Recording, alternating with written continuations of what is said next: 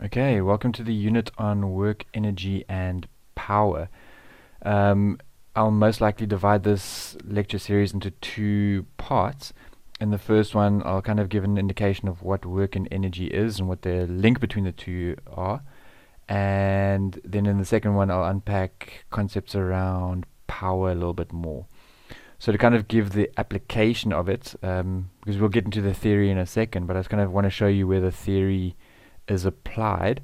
Most of you guys would have seen a screen like the one in front of you, and any gym, whenever you are on a bicycle or a treadmill or a rower, they all have a couple of things in common.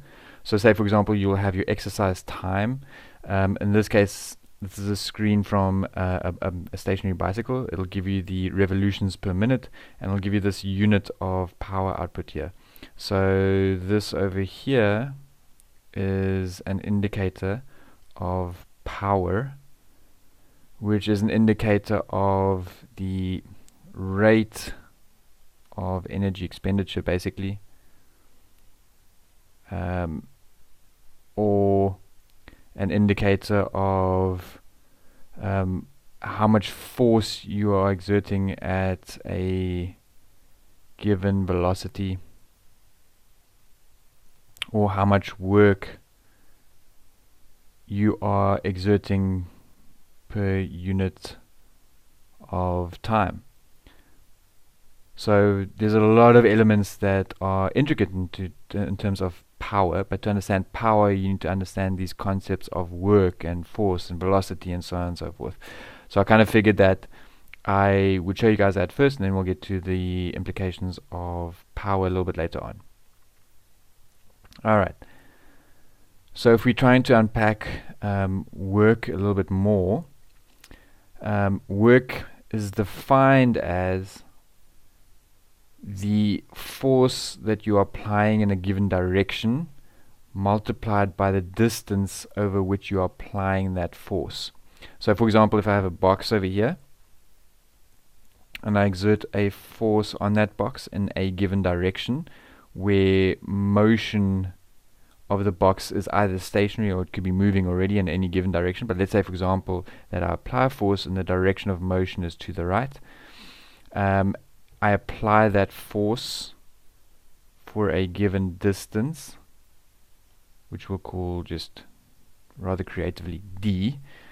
Then if I multiply these two units together, the force that I apply and the distance over which I apply that force, I can calculate the amount of work that I am doing on this particular box in order to move it over that given distance.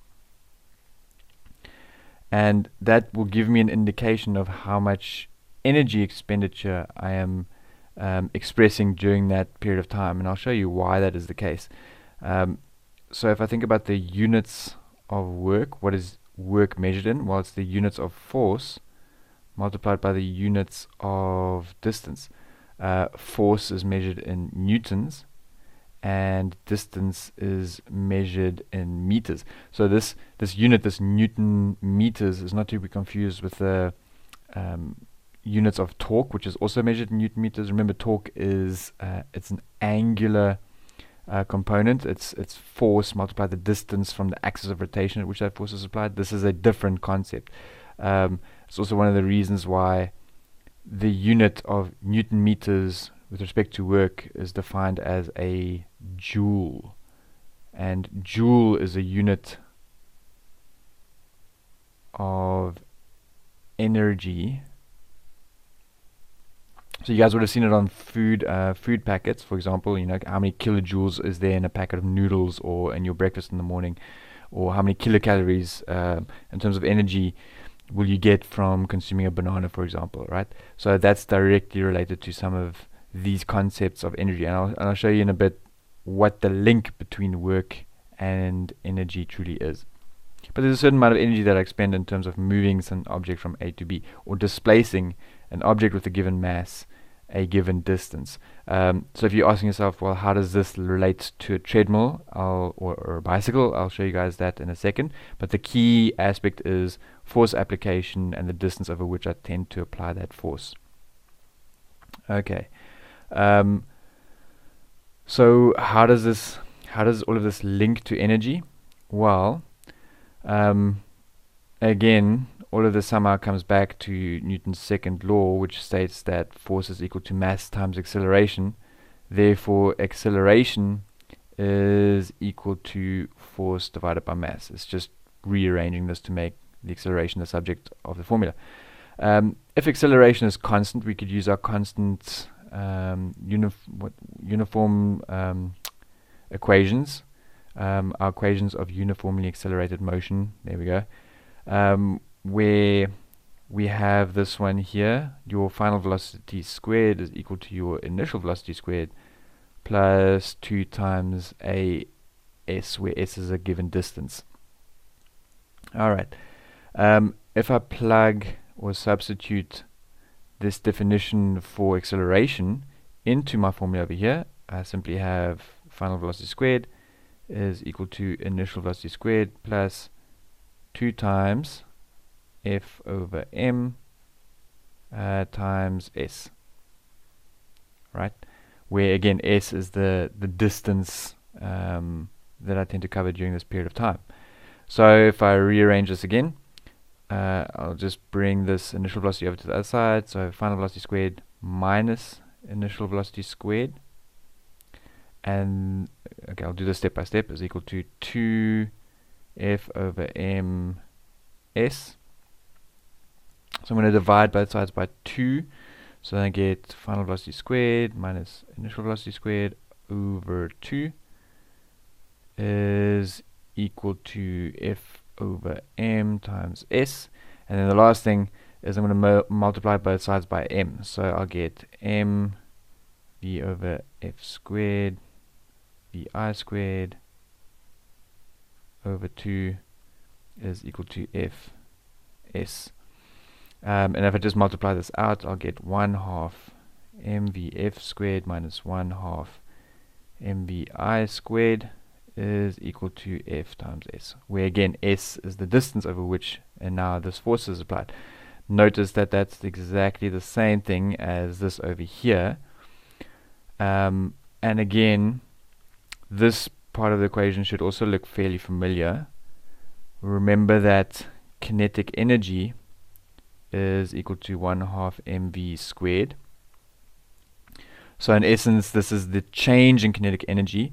Remember that the change in kinetic energy is just the final kinetic energy minus the initial kinetic energy. So that's in essence what I have here. So I have the final kinetic energy minus the initial kinetic energy is equal to work, right? Where this over here is what we see exactly in the definition of work. So finally stated, work is equal to the change in kinetic energy, right? So this is known as your work energy theorem. So whether an object is in motion already and I apply a force to it, note that when I apply a force to it in the direction of motion, I am adding energy to this system in the form that I am adding to the kinetic energy, the energy of motion, to that particular object. So remember, kinetic energy is energy of motion. Okay. In a similar manner, if this object is already in motion and I apply a force in the opposite direction, then I'm taking energy away from this system. So if there's already kinetic energy in terms of energy of motion and I'm applying a force in the opposite direction, then this object will tend to slow down. I'm removing energy from this particular system, and therefore that will have less energy at some later point in time.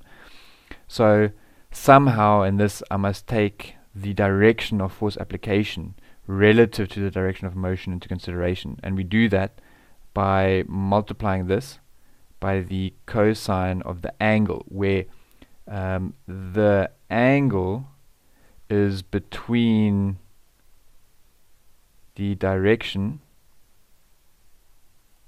of force application and the direction of motion. That's a really important concept to be able to understand. So to just kind of make it a little bit more explicit, I guess. So if I was applying a force at some kind of angle, so if this was the force that I was applying at some angle to the horizontal, note that the direction of motion would be to the right, but the only component of this force that would initiate motion to the right is the portion down here. And remember that this is just F times the cosine of that angle. So it's the component of the force causing direction to the right. So that's parallel to the motion. There's a component of that force that's acting vertically, but this does not add to the horizontal direction of motion. So again, then this would be F times the cosine of theta times the distance over which I tend to apply that force. That means one of three things: that the unit of work will be positive, right, if the direction of force application relative to the direction of motion is somewhere between 0 to 90 degrees. Right, it's got to be less than 90, because the moment that this angle is exactly 90, if the direction of motion is to the right and the direction of force application is vertically upwards or perpendicular to the direction of motion, then there's no work being done of the force into the direction of motion. So work is exactly equal to 0 if the direction of force application relative to the direction of motion is equal to 90 degrees. So if the angle is equal to 90 degrees. Work can also be negative or less than 0 if the angle is greater than 90 degrees relative to the direction of motion. So that's what I was kind of implying over here, that if I apply a force in the opposite direction of motion, so if the direction of motion is to the right and I'm applying a force in the opposite direction, it's the angle between the force and the direction of motion. Note here that if I just redraw the direction of motion in this direction, then the angle over here is greater than 90 degrees, right? In that case, work would be some negative value. In other words, it's taking energy away from the system. Alright, so greater than 0 means it's positive work, meaning it's adding to the energy already present in the system. If the angle is 90 degrees perpendicular to the direction of motion, there's no work being done by the force in the direction of motion, and it will be negative if the angle of force application relative to the direction of motion is greater than 90 degrees. In other words, energy is being sapped from the particular system or taken away from the particular system. Okay, so hopefully that's kind of given you guys a brief overview just in terms of the kind of calculations involved in work and what the implications of work are. In the next video I will unpack that relative to the treadmill and the bicycle example. So how do we implement just this theory into the real world? So I'd like to show you guys that in the next video, so I will see you guys there.